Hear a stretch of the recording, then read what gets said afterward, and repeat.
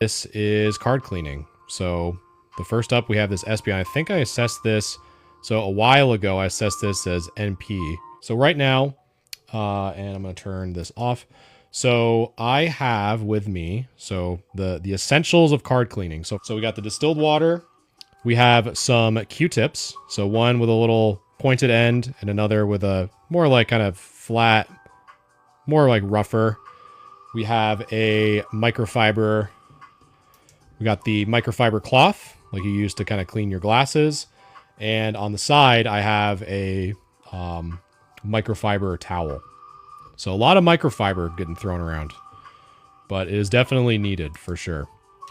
So the first thing we're going to do, and I have a little bit, I have a little mat on this. You can kind of see this microscope, Tom Love. And so we're just going to go right into it. Normally I would assess mod play as a PSA 5.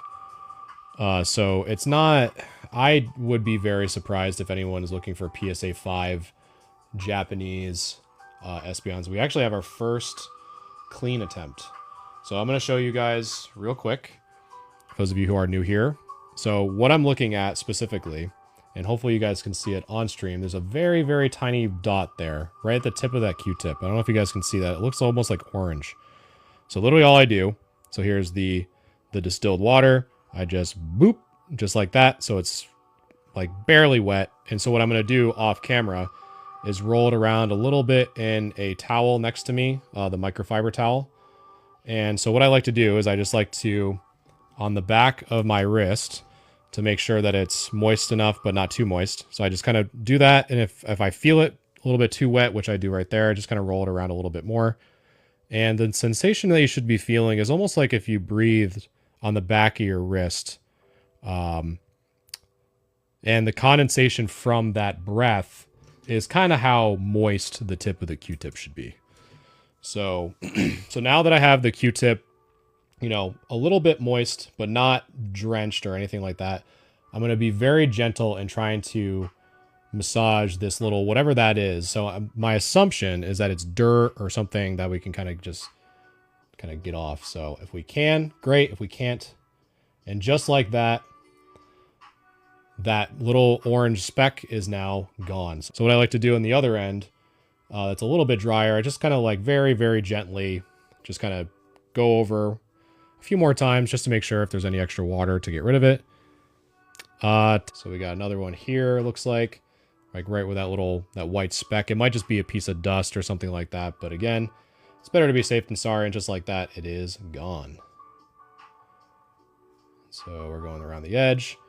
So now it looks like it's actually coming up pretty good on stream based off of what I'm seeing. So it looks like we have some like thumbprint right here. So pretty much the same thing. So my Q-tip is still a little bit moist, so we're just going to kind of go over very, very gently. And just kind of go like that. And so those thumbprints are now gone. Nice little, got a little booty swirl on that Espeon.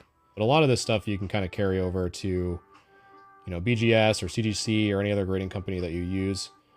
So again, if you clean these cards, and I don't use card wax, I will say that, but stuff that I'm doing right here, it's totally fine. So I'm just kind of reassessing what I think the condition is. So yeah, so really the biggest issue with this card.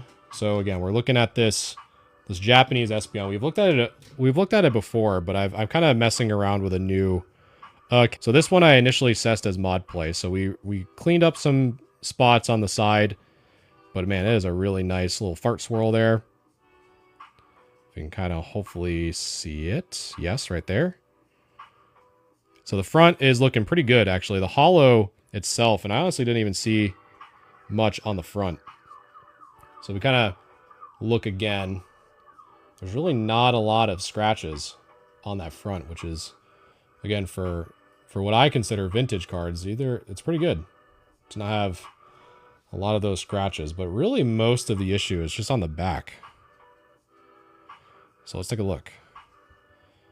So you can kind of see A little bit of some dent there. But honestly, I think that's really the only thing that really makes it is mod play. And so it kind of really highlights, you know, the importance of not creasing your cards, right? Or the impact of a crease. So right there, you know, it is a little bit of a crease there. So even though the front of this card is in excellent shape, and we do have, you know, some scratching, some mild little dents, so it's kind of hard to see. So we have 1 right there, 2, and 3. In addition to those 3 little dents, we do have a little bit of a bend here.